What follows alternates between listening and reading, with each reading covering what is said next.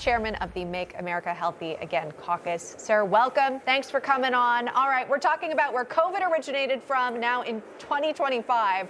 The finding is not the result of any new intelligence. The report was reportedly ordered by the Biden administration and the former CIA director, but it was declassified and released only this weekend on the orders of John Ratcliffe, the new CIA director. So what do you make of its findings and the timing of the release? Yeah, so I think number one is this is a sign of President Trump's more transparency model. That look, most of the evidence, the preponderance of the evidence supports that this virus came from a lab in Wuhan, China, partially funded by Dr. Fauci. We've known that for years. Look, China's had 5 years to show us some type of an intermediate species, how this virus could have came from a bat to some type of an animal and then to humans.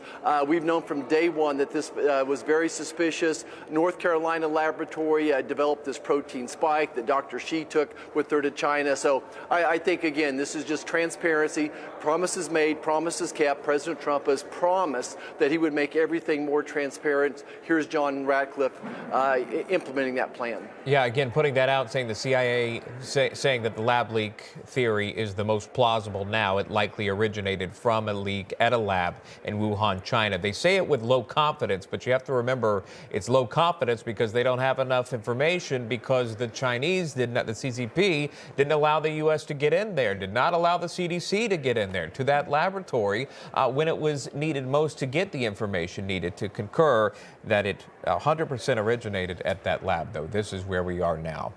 You mentioned Dr. Fauci. One of Joe Biden's final acts as president was giving Anthony Fauci a preemptive pardon for his actions during the pandemic.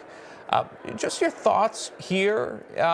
And did you disagree with the president preemptively pardoning Fauci? Would he have things to answer for in your mind?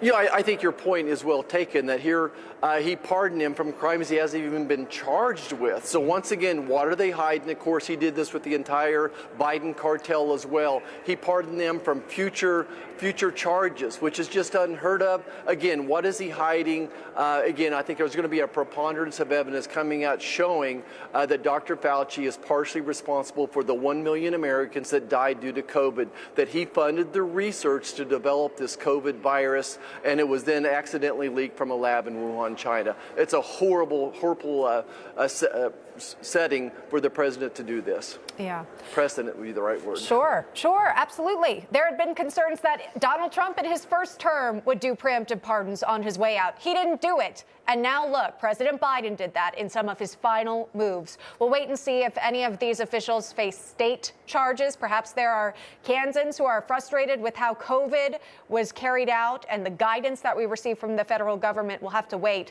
Before we get to that, though, can I ask you about RFK Jr.? His confirmation hearings, those happened this week. There are apparently now some folks in the medical field who oppose his confirmation as head of HHS. You're the chairman of Make America Healthy Again caucus. You also sit on the Senate Finance and Health committees. Can you talk to us about these concerns about RFK Jr.? Do you share those concerns?